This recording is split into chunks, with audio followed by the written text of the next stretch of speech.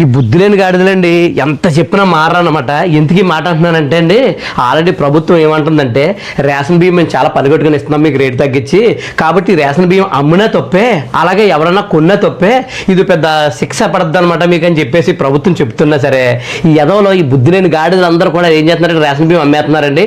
కొనుక్కునేవాడే కొనుక్కుంటున్నాడు. నేనైతే ఇప్పుడే మా ఈదులో ఏం చేస్తున్నాడంటే ఒకడు ఆ మోటార్ సైకిల్ మీద బియ్యం కొనుక్కొని అట్టుపోతున్నాడు.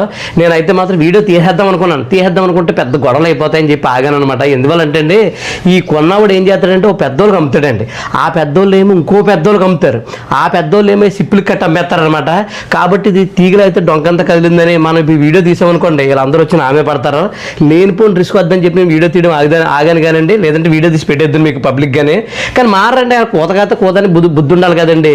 పని కట్టుకుని ప్రభుత్వం అందులోని ఆ పోర్టిఫైడ్ రైస్ కలుపుతున్నారు, వాళ్ళంత రేట్ అనమాట. అది అవన్నీ వదిలేసి అంటే వాళ్ళు ఏం చేస్తున్నారంటే 20 రూపాయలకి 22 రూపాయలకి అమ్మేస్తున్నారు. అలా చేయకూడదు మరి, అసలు రాంగ్ వెళ్ళో.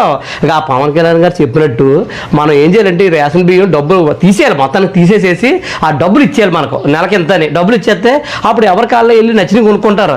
అలా కాకుండా ఈ రేషన్ బియ్యం ఇస్తున్నారనుకో, ఈ స్మగ్లింగ్ ఎక్కువైపోతుంది అనమాట. కొనుగోళ్ళు కొంటాను అంటున్నారు, అమ్మి వాళ్ళు అమ్ముతున్నారు. వీళ్ళు మారండి. ఈ బుద్ధులేని గాడికి ఎంత చెప్పినా, ఆ ప్రభుత్వం ఎంత చెప్పినా, అసలు మోడీ గారు ఎంత చెప్పినా అసలు ఇనివోళ్ళు లేరు, మారేవాళ్ళు లేరు అనమాట. వీళ్ళైతే మారరు. మనం ఎన్ని వీడియోలు చేసినా ఇంతే, ఈ అదోళ్ళు ఇంతేనమాట అండి.